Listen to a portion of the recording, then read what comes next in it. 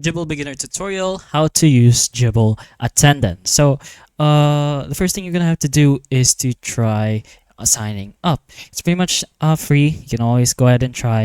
You can book demos, or you can do here in the top right corner. You can search ahead to your preferred browser and search for Jibble. That should be the first thing you can find.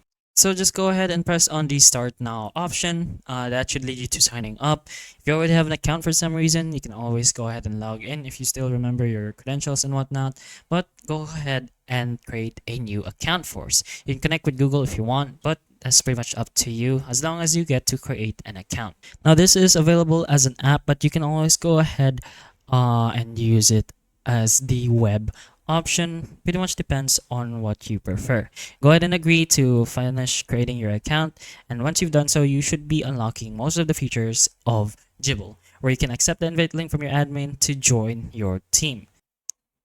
If the case is you do have a team, but if you're not, you can go ahead and finally start a organization. So press on the create a new organization over here and check mark the ones you want to do. You can monitor time and attendance, review hours for payroll, track time on activities and project, or track my own time. So if you're going solo, of course, this should be the option, but that pretty much depends on what your situation is. And if you have finished, just go ahead and continue.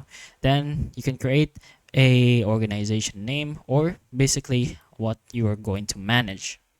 Once you've gone ahead and do that, go ahead and continue, and you can go ahead and press the check marks on which devices your team will be using. So in my case, I'm only using the web browser, but if you are using the others, of course, you can go ahead and check mark that. So let's go ahead and move on to the main features of Jibble. Once you've created an account, you can go ahead and open the mobile or web or kiosk app and simply go ahead and clock in. You can allow a selfie for facial recognition if that's what you want, but you can also clock out once the work is done.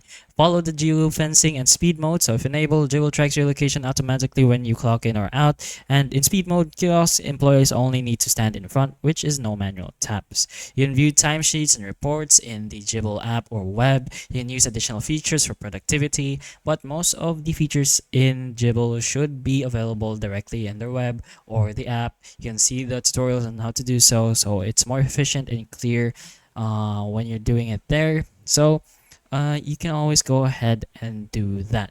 But anyways, hopefully the main information can help you from this video. So if it does, please like and subscribe for more videos like this, and that's all.